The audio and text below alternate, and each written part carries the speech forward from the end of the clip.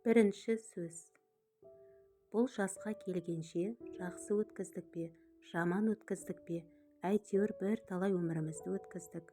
Алыстық, жұлыстық, айтыстық, тартыстық, әурешілікті көре-көре келдік. Енді жерортас жасқа келдік. Қажыдық, жалықтық, қылып жүрген ісіміздің бәрінің баянсызын, байлаусызын көрдік. Бәрі қоршылық екенін білдік. Ал енді қалған өмірімізді қайтып не қылып өткіземіз? Соны таба алмай өзім де қайранмын. Ел бағу, жоқ елге бағым жоқ. Бағусыз дертке ұшырайын деген кісі бақпаса, не албыртқан, көңілі басылмаған жастар бағамын демесе, бізді Құдай сақтасын. Мал бағу, жоқ баға алмаймын. Балалар өздеріне керегінше өздері бағар. Енді қартайғанда қызығын өзің түгел көре алмайтұғын, ұры залым тілемсектердің азығын бағып беремін деп, қалған аз ғана өмірді қорғылар жайым жоқ. Ғылым бағу, жоқ ғылым бағарға да, ғылым сөзін сөйлесер адам жоқ. Білгеніңді кімге үйретерсің? Білмегеніңді кімнен сұрарсың? Елсіз күнсізде кездемені жайып салып, қолына кезін алып отырғанның не пайдасы бар? Мұңдасып, шер тарқатысар кісі болмаған соң, ғылым өзі бір тез қартайтатұғын күйік. Софылық қылып дін бағу, жоқ, ол да болмайды. Оған да тыныштық керек. Не көңілде, не көрген күніңде бір тыныштық жоқ. Осы елде, осы жерде не қылған софылық? Балаларды бағу, жоқ, баға алмаймын. Бағар едім, қалайша бағудың мәнісін де білмеймін. Не болсын деп бағам, қай елге қосайын, қай харекетке қосайын?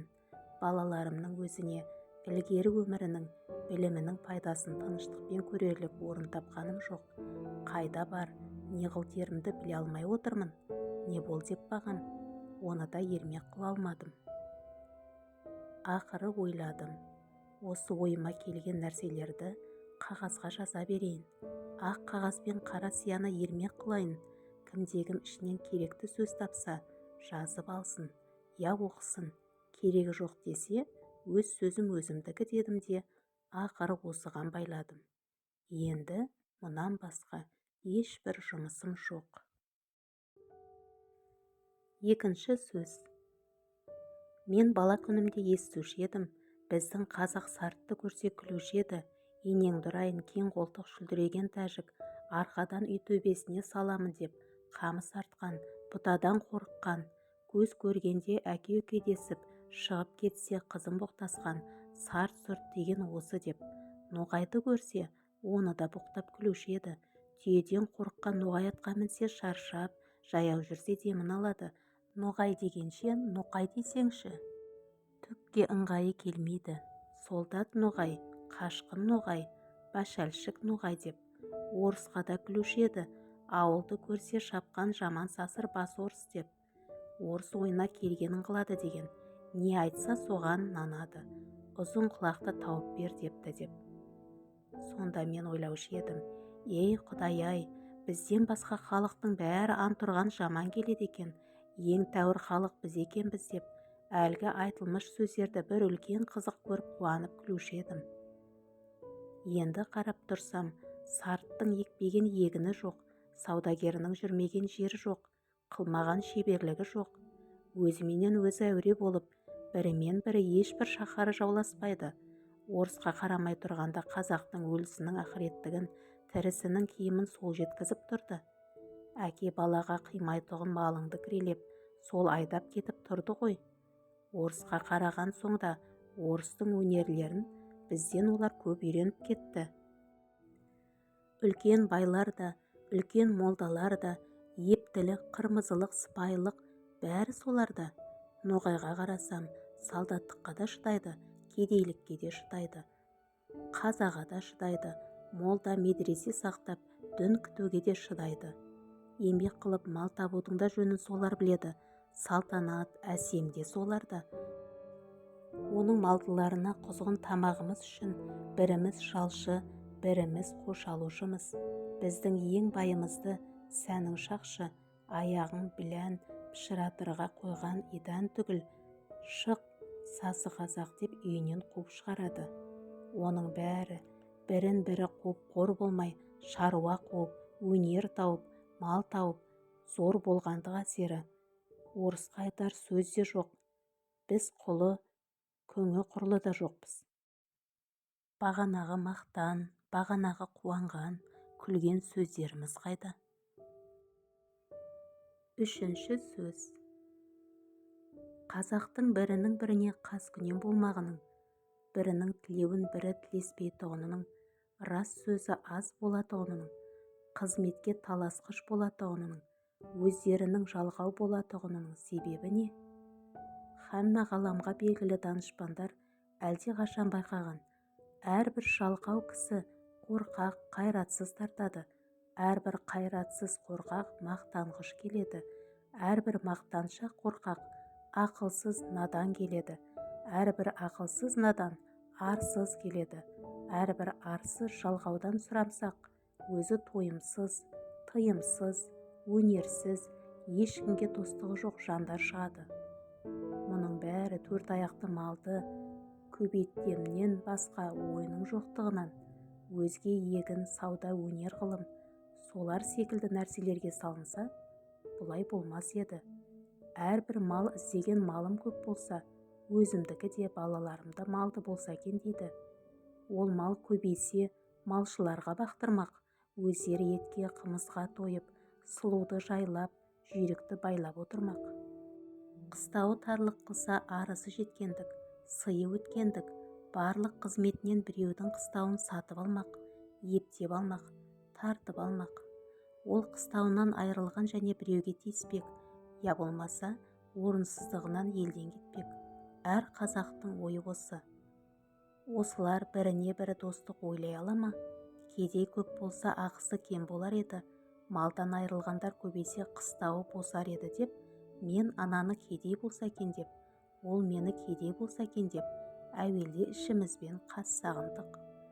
Әрі-беріден соң сыртымызға шықты, жауластық, дауластық, партияластық. Осындай қастарға сөзім өтімді болсын, және де ептеп мал жиюға күшім жетімді болсын деп, қызметке болыстық, билікке таластық. Сонан соң не момынның баласы бөтен жаққа шығып, еңбек қылып мал іздемейді, егін сауданың керегі жоқ болады. Өз басың өзі осындай таласпенен кісі көбейтеміз деп, партия жиғандардың бүгін біреуіне, ертең біреуіне кезекпен сатады да жүреді. Ұрылар тыйылмайды. Ел тыныш болса, оның ұрлығын ешкім сүймес еді. Ел екі жар болған соң, кім ант ішіп ақтап, арамдығын жақтап сүйемін десе, соған жақ болып сүйеніп, бұрынғыдан ұрлығын әлденеше есе асырады. Елдегі жақсы адамдардың бәрінің үстінен бекер, өтірік, шапты, талады деген әртүрлі уголовный іс көрсетіп, арыз береді. Оған дознание тергеу шығарады. Өтірік көрмегенін көрдім деуші куәлерді әлдеқашан дайындап қойылған. Бағанағы жақсы адам сайлауға жарамас үшін. Ол адам басын құтқармақ үшін жамандарға жалынса, оның да адамдығының кеткені. Егер жалынбаса, тергеулі сотты адам болып, ешбір қызметке жарамай, басы қатерге түсіп өткені. Ол болыс болғандар өзі қулық, арамдықпенен болыстыққа жеткен соң момынды қадірлемейді, өзіндей арам қуларды қадірлейді. Өзіме дос болып, жәрдемі тиеді деп, егер қас болса, бір түрлі өзіме де залал жасауға қолынан келеді деп. Осы күнде қазақ ішінде кісі білмес, кісі білер деген мақал шықты.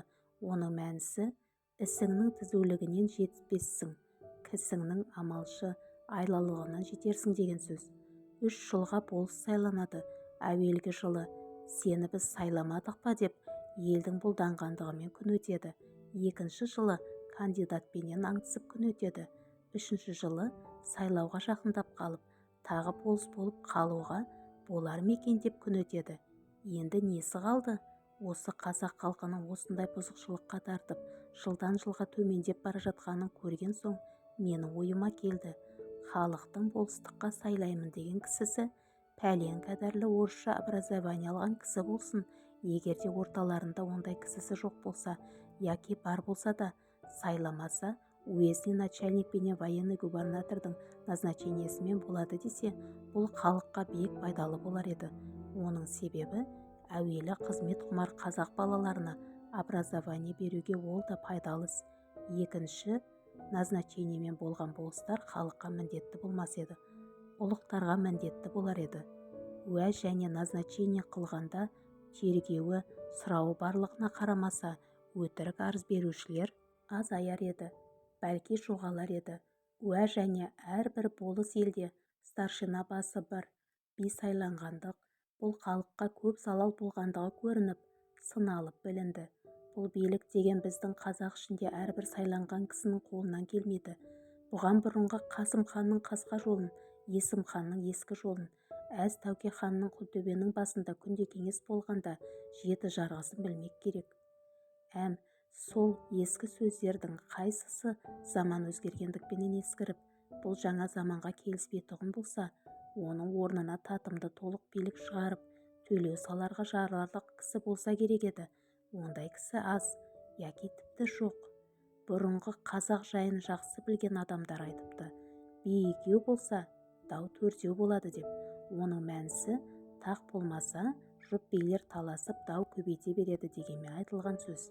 Өйтіп би көбейткенше, әрбір болыс елден толымды білімді үш-ақ кісі билікке жыл кесілмей сайланса, олар түссе, жаманшылығы әшкере білінбегендіктен түссе, әйтпесе түспесе, ол билерге даугер адамдар қалмай, екеу-екі кісіні билікке таңдап алып, үстіне біреуді посредникке сайлап алып, біте берсе, егер оған да ынтымақтаса алмаса, бағанағы үш бидің біреуін алып, яғни жеребемен сайлап алып жүгінсе, сонда дау ұзамай бітім болар еді.